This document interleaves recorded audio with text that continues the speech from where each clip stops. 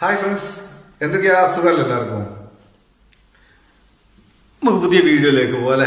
ഇന്നത്തെ വീഡിയോ നമ്മൾ മുമ്പ് പറഞ്ഞേക്ക് ഒന്നിലധികം ഗൂഗിൾ അക്കൗണ്ടുകൾ എങ്ങനെ ഒരു ഫോണിൽ ഉപയോഗിക്കാം.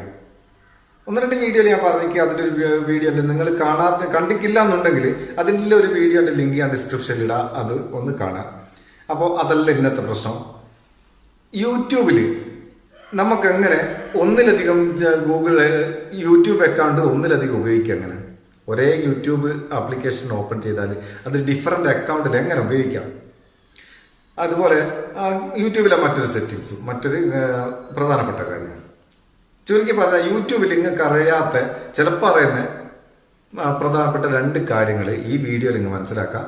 വീഡിയോ മുഴുവനായിട്ട് കാണാൻ കണ്ടതിന് ശേഷം നിങ്ങൾക്കിത് അറിയാമെന്നുണ്ടെങ്കിൽ നിങ്ങൾ അറിഞ്ഞൂടാത്ത ചങ്ങായിമാർക്ക് ഷെയർ ചെയ്ത് കൊടുക്കുക.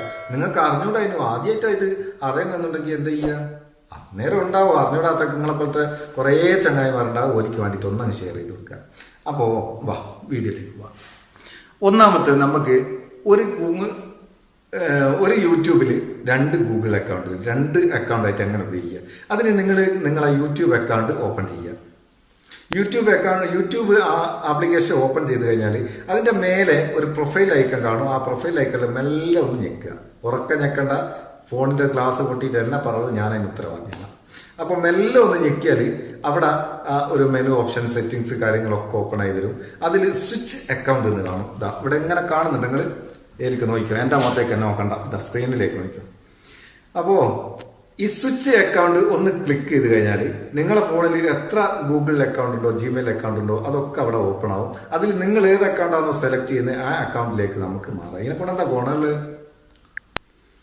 നമ്മളിപ്പോൾ സ്ഥിരമായിട്ട് ഉപയോഗിക്കുന്ന ഒരു യൂട്യൂബ് അക്കൗണ്ട്, ആ അക്കൗണ്ടിലായിരിക്കും നമുക്ക് ഒരുപാട് സബ്സ്ക്രൈബേഴ്സും അല്ല സബ്സ്ക്രിപ്ഷൻസും ഒക്കെ ഉള്ളത്.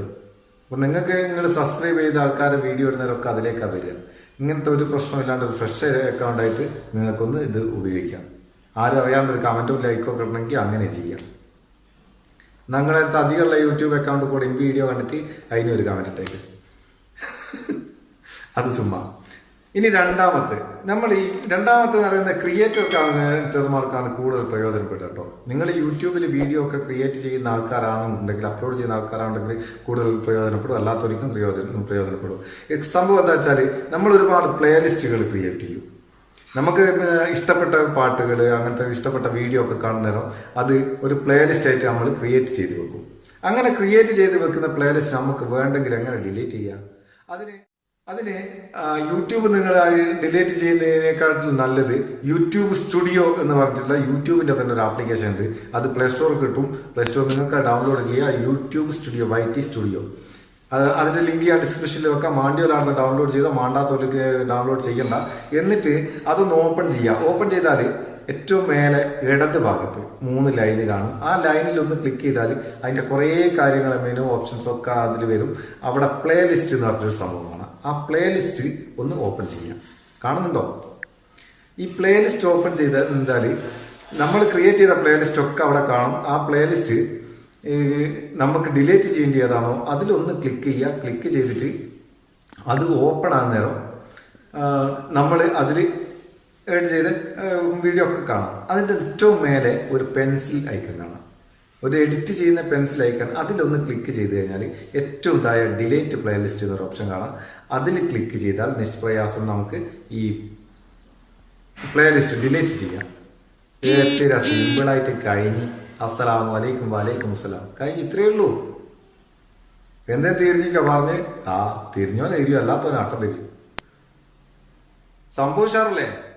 അപ്പം പറഞ്ഞ കാര്യങ്ങൾ നിങ്ങൾക്ക് അറിയാനുണ്ടെങ്കിൽ, ഇഷ്ടപ്പെട്ടിട്ടുണ്ടെങ്കിലും ഒരു ലൈക്ക് കൊടുത്തേക്കുക. സബ്സ്ക്രൈബ് ചെയ്യാനൊക്കെ എപ്പം പറഞ്ഞ ആൾക്കാർ എങ്ങനെ പറയും, എന്തിനായി സബ്സ്ക്രൈബ് ചോദിക്കുന്നത്? നിങ്ങൾക്ക് ഇഷ്ടപ്പെട്ടിട്ടുണ്ടെങ്കിൽ, താല്പര്യം ഉണ്ടെങ്കിൽ സബ്സ്ക്രൈബ് ചെയ്യാം. അപ്പൊ നമുക്ക് അടുത്ത വീഡിയോയിൽ നല്ലൊരു സെഗ്മെന്റ് കാണാം. നിങ്ങളുടെ സ്വന്തം Muthus. Thank you so much.